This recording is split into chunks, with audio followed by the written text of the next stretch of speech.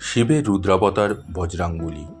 শিব ও বজরঙ্গলী উভয়ই নিজের ভক্তের ডাকে সাড়া দিয়ে তাদের সমস্ত দুঃখ দুর্দশা, কষ্ট ও দুর্ভোগ থেকে তাদেরকে দূর করে থাকেন। কিন্তু আপনারা কি জানেন, ভক্তের জন্য একে অপরের বিরুদ্ধেও যুদ্ধ করেছেন মহাদেব ও বজরঙ্গলী? পুরাণ ও রামায়ণ অনুযায়ী নিজের ভক্তদের রক্ষা করার জন্য যুদ্ধে জড়িয়ে পড়েছিলেন এই দুই মহা শক্তিশালী দেবতা। এদের সঙ্গে জড়িত রয়েছে রামের অশ্বমেধ যজ্ঞের কাহিনী। আসুন আজ সেই বিষয়ে জেনে নিই।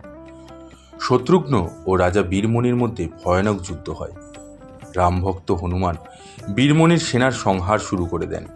এদিকে ভরতের পুত্র পুষ্কল রাজা বীরমণির সেনাকে আহত করে দিলে তারা নিজের প্রাণ রক্ষা করে পালাতে শুরু করেন।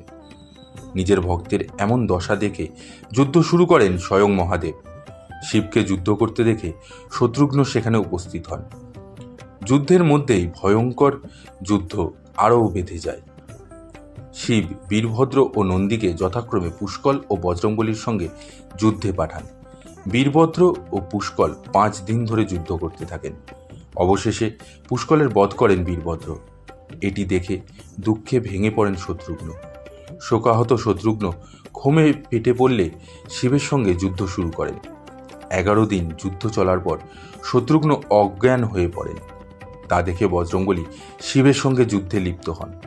বজরঙ্গলী শিবকে জিজ্ঞেস করেন যে রামভক্ত হওয়া সত্ত্বেও মহাদেব কেন তার সঙ্গে যুদ্ধ করছেন।